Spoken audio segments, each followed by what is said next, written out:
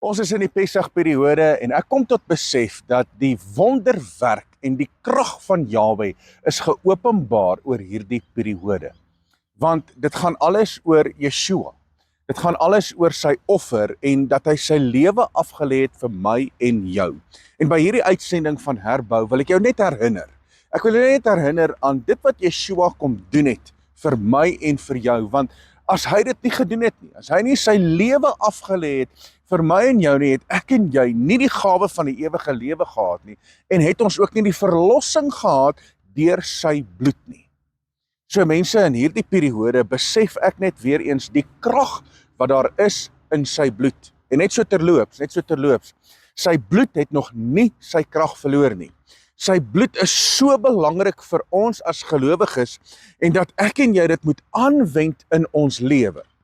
Dis hoekom wanneer ons by mekaar kom en die woord sê dit in die boek van 1 Korintiërs hoofstuk 12, hy sê dat so dikwels, 11, hy sê so dikwels as julle by mekaar kom, so dikwels, dan gebruik ons die liggaam en die bloed van Yeshua as simboliek dat hy sy lewe vir my en jou afgelê het, dat sy bloed my en jou kom reinig en kom skoon was. Halleluja!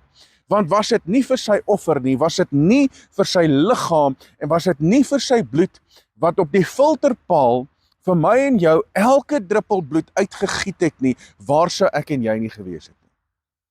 Die woord praat daarvan in die boek van Titus, hy sê dat die reddende genade het aan alle mense, die reddende genade van Elohim het aan alle mense verskyn. En dis daardie reddende genade wat deur Yeshua in ons lewe kom manifesteer. Halleluja! So ek wil gou hierdie gedeelte met jou deel uit die woord uit, en dit kom uit die boek van Hebreërs hoofstuk 10. En Hebreërs hoofstuk 10 gee vir ons die amazing rede hoekom Yeshua moes gesterwe het. Want dis nie maar net enige sterwe nie. Onthou een ding, dat dis die lewende God wat vlees geword het, onder ons kom wandel het. Hy kom openbaar wie hy is. Hy maak die verklaring, ek is. Hulle wil hom stenig. Hy maak die verklaring dat ek en die Vader is een. Hulle wil hom weer stenig. En hy maak die verklaring, ek is die brood van die lewe. Ek is die lewende water. Ek is die goeie herder. Ek is die weg, die waarheid en die lewe.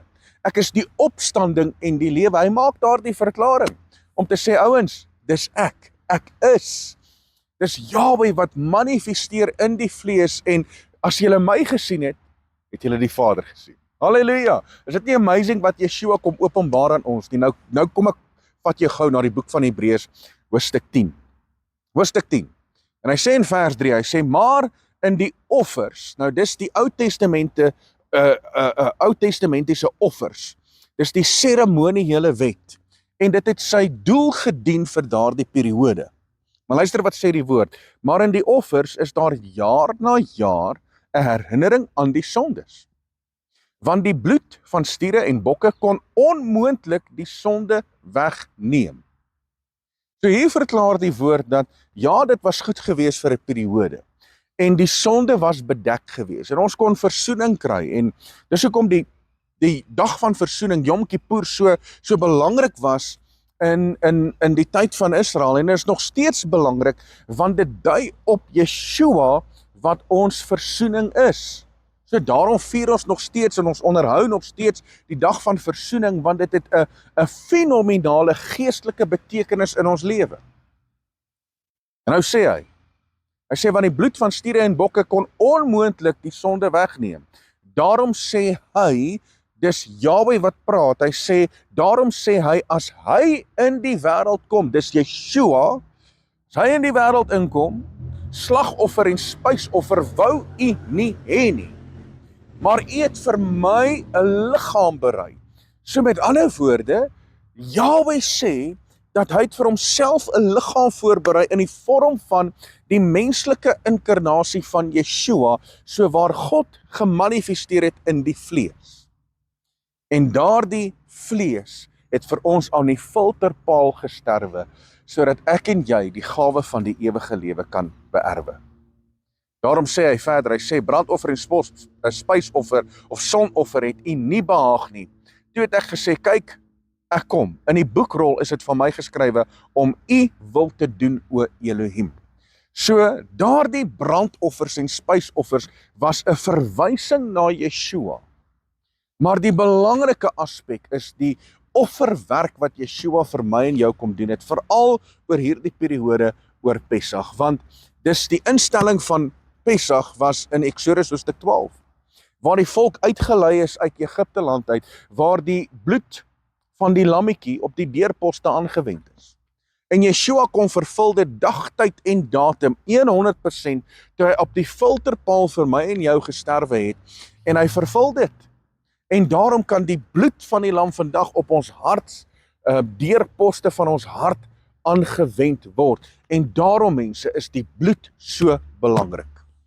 Die bloed is so belangrik, want die bloed kom red ons, dit verlos ons, dit bring vir ons vrymaking deur Yeshua se offer aan die filterpaal. So ek wil julle net herinner aan hierdie kosbare prys wat Yeshua vir my en jou gedoen het. Hierdie kosbare offer, die prys wat hy betaal het. En daarom moet ek en jy dit herdenk, daarom moet ek en jy absoluut in Jahwe se teenwoordigheid inbeweeg met die wete dat dit het 'n prys gekos vir jou verlossing. Is nie goedkoop nie. Dit het 'n prys gekos vir jou verlossing. Jou gawe van die ewige lewe wat jy het, vanweë jou geloof in Yeshua, het 'n prys gekos. Nie maar net verniet nie. 'n Prys gekos. So, onthou dit, herdenk dit, vier dit met 'n vreugde vir dit wat Yeshua kom doen het in jou lewe. Halleluja! So mag jy 'n amazing dag verder hê. Mag jy geseënd wees en mag jy hierdie Shabbat ingaan met die wete dat die lewende God is met jou. Sy bloed beskerm jou. Sy bloed kom reinig jou en hy's elke dag met jou. So verheerlik sy lieflike naam. Baie dankie dat jy ingeskakel was. Wees geseënd, geniet jou Vrydag. Shalom.